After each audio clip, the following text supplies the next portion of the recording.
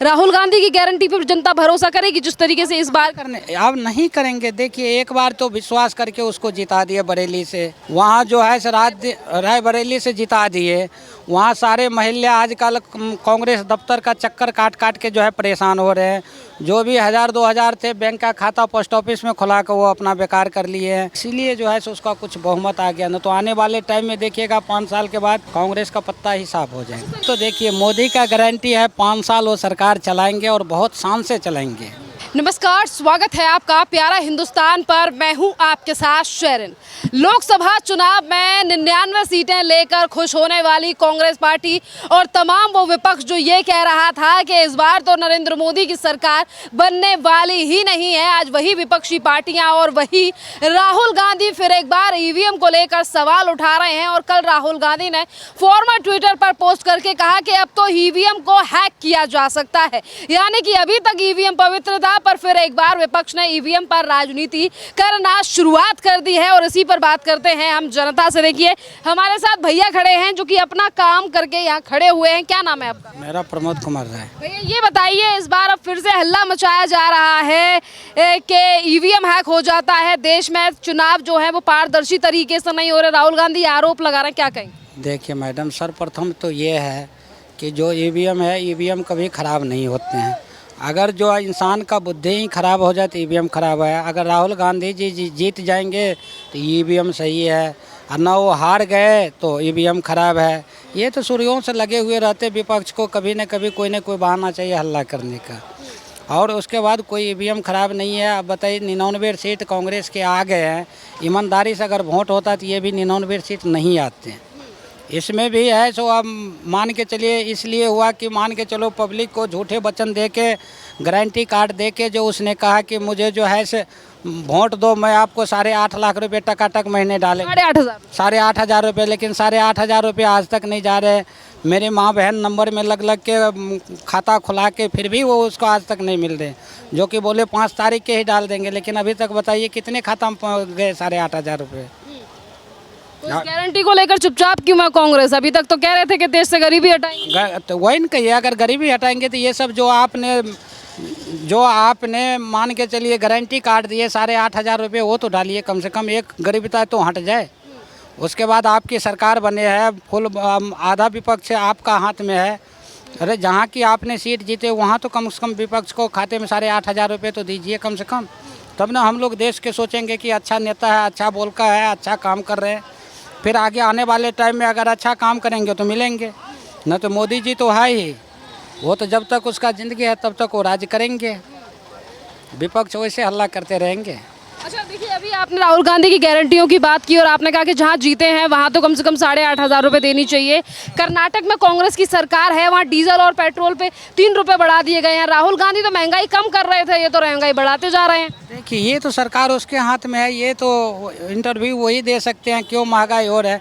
जब वो देश का गरीबता हटा रहे हैं तो महंगाई भी तो हटाना चाहिए ना। जहाँ उसका सरकार है वहाँ कम से कम गरीबता है तो कम कीजिए।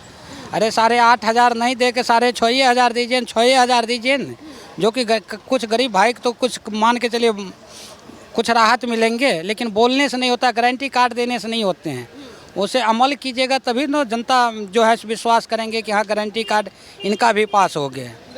अब ये नहीं कि मोदी जी जैसे हम गारंटी दे रहे हैं, मोदी जी तो करके दिखाते हैं, लेकिन राहुल गांधी जी भी करके तो दिखाए, जनता को आत्मविश्वास तो दिलाए। अब ये नहीं कि बोलेंगे कुछ और करेंगे कुछ और, ऐसा तो नहीं है जी। जो सच्चाई है वो सबको सामने है। अगर हम गलत करेंगे तो हमें भी सज़ा है, नहीं करेंगे तो हमें कौन सज़ा देंगे?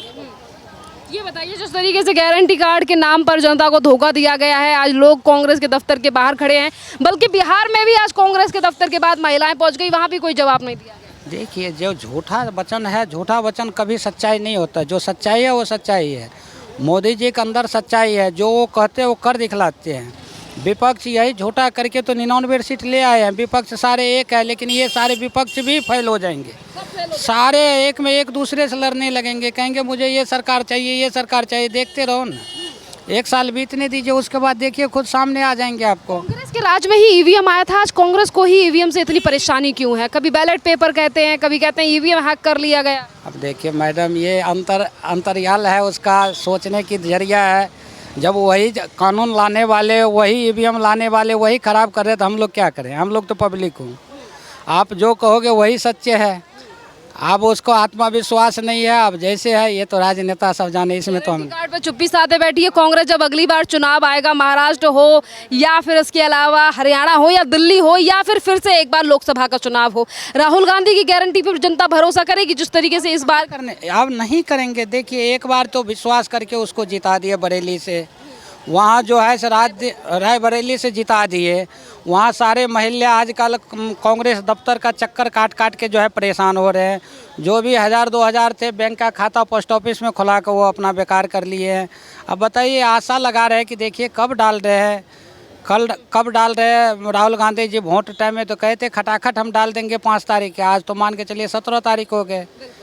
अब देखिए कब तक आ रहे हैं, हम लोग देख रहे हैं, सुन रहे हैं, लेकिन कब आएंगे ये तो हकीकत आप लोग के सामने है। चलिए, कांग्रेस और विपक्ष कह रहा है कि ये मोदी सरकार ज्यादा दिनों तक नहीं चलेगी, क्या लग रहा है? ये तो देखिए मोदी का गारंटी है 5 साल वो सरकार चलाएंगे और बहुत शान से चलाएंगे। इसमें हम लोग का कुछ जो है से धर्म में बांट के जो है ना, कुछ हिंदू भाइयों के धर्म में बांट के ये 99 या 100 सीटें उसको आ गया ना, तो ये भी नहीं आने वाले थे। ये झूठा वचन दे के जो 1 लाख के सलियाना देंगे, ये देंगे, वो देंगे, कुछ नहीं दिया। इसीलिए जो है सो उसका कुछ बहुमत आ गया ना, तो आने वाले टाइम में देखिएगा 5 साल के बाद कांग्रेस का पत्ता ही साफ हो जाएगा। सर ये बताइए कहाँ से हैं आप? बिहार या मैं तो बिहार से हूँ। चलिए ये बताइए, जिस तरीके से प्रधानमंत्री नरेंद्र मोदी के पैर छुए नीतीश कुमार ने, जिस दिन उन्हें एनडीए का नेता चुना गया था, उस पर प्रशांत किशोर जो हैं, जो जन स्वराज पार्टी के नेता हैं, वो कह रहे हैं कि बिहार को शर्मसार कर दिया नीतीश कुमार ने प्रधानमंत्री के पैर छूकर। देखिए सर्वप्रथम ये है कि जो बुद्ध ज्ञानी होते हैं वो कभी भी अपने से बड़ों का पैर छूता है, और जो बेवकूफ़ है वो नमस्ते कहेगा। हम विदेशी नहीं है, हम इंडिया का हूँ, और इंडियन हमें जो है यही हमें माँ बाप सिखाते हैं कि अपने से बड़ों के पैर छुओ, उससे आशीर्वाद लो। इससे जो हमें कुछ आने वाले टाइम में कुछ हमें वो साक्षात अपने आशीर्वाद हमें दुआ की तरह लगते हैं। तो मोदी जी नीतीश जी कोई गलत नहीं किए। अरे मोदी जी से छोटा ही है नीतीश जी, अब वो पैर छू लेते, इसके लिए विपक्ष के क्यों खटमल काट रहे हैं? अगर वो खटमल काट रहे हैं तो विपक्ष जाके इस चीज़ को निर्णय करे। इसका यही कहानी है, इसका फोकरा उस पे फोड़ो, उसका फोकरा उस पे फोड़ो, यही कहानी उसका। यही करते करते एक दिन जो है तो सारे राजनेता से लट जाएंगे, अकेला स्वयं मोदी जी राज करेंगे। और क्या करेंगे? मोदी जी राज करेंगे। और क्या? 5 साल चलेगी मोदी? चलेंगे जी, चलेंगे, ये गारंटी के साथ चलेंगे 5 साल, पूरी गारंटी के साथ। भरोसा क्यों है मोदी? इसलिए है कि देखिए सब दिन से नीतीश जी रहा है बीजेपी में। अब 10 दिन के लिए चलिए, हमें कोई खुदा न खास्ता आपके पास चले गए तो आपका हम रजिस्ट्री तो नहीं कर दिए ना। अरे हम एक समाज है, एक परिवार हूँ। हर परिवार में 2 दिन के लिए झगड़ा होते हैं, लेकिन ये थोड़ा ही कि परिवार सब दिन के लिए बिखर जाते हैं और फिर मिल जाते हैं। तो वही नीतीश जी की अपने परिवार में फिर आके मिल गए हैं, बस वो चलेगा। हाँ अब एनडीए के सरकार चलेंगे, चाहे उसे कोई मंत्रालय दे या नहीं। आज तक नीतीश जी बोले कि हमें ये दो वो दो, वो मोदी जी पर छोड़ दिए। वो अपने आप जो है बिहार का गरीबता हटा देंगे, ये गारंटी है हम लोग का।